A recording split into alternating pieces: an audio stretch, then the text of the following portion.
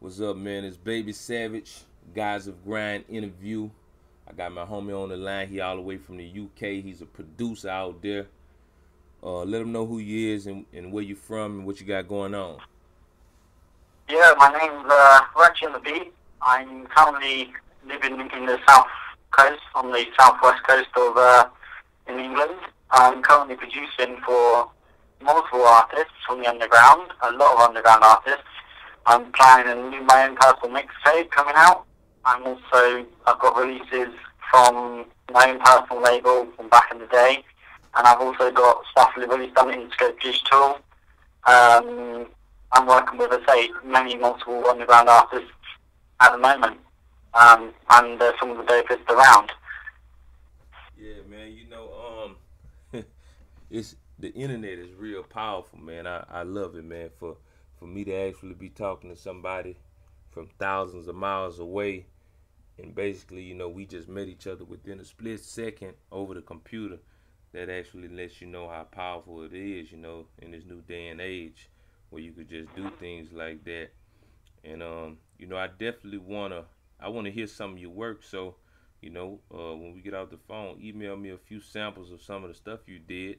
Because I know it's a extremely different sound than what I'm used to just by you being from a foreign country. Anybody you worked with in particular, like out of the UK?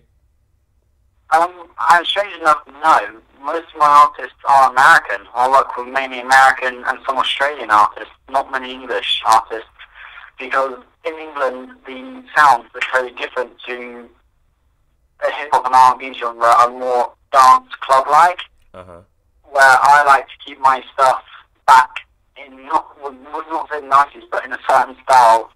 For example, in UK hip hop tends to be the dubstep, the garage, the that sort of stuff. Where American hip hop, you can make it as real as you want. For example, I use a lot of pianos, guitars, brass because I like the sound because I don't just do stuff because everyone else is doing it. No, I do stuff completely different because it's my stuff. It's how I want to do it. And with that, I just focus. And with me, I've got a lot to go on. Like, I use stuff from my not really my emotions, but my past life, what happened to me in the past. I use that and put that into music. So if I want the listener to feel really down and depressed, I'll put all my emotions into it, and I'll make the listener feel how I want them to feel when they listen to my stuff. Right. And that's my skill. That's what I do with my music. So a lot of my artists, that's where I get my dope music from, as according to my artists, because of how I put my emotions into it when I do the production side of things. Okay, word. Yeah, I deal with a lot of mainstream, national, American acts, hip hop acts, a few R&B acts as well, and it's just a great thing, man. I'm glad you got involved with the Straight Stunt magazine. That's DJ K Slay, man. He's actually an icon in the game who's been in it for a minute and reached plateaus that many have not, and he's worked with the greats of the industry. So he's actually one of the DJs that I notice who particularly gravitates towards the streets a lot. And he helps a lot of independent artists as well. From what I've heard, from people in the area of New York that done told me, you know what I'm saying? Like, they done vouched for him. So it's a great thing just to be in this magazine and get some exposure.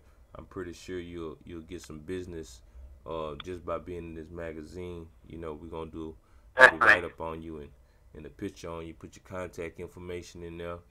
And with this interview right here, I'm gonna do a blast to everybody I know and see can we get you some more artists to work with or whatnot.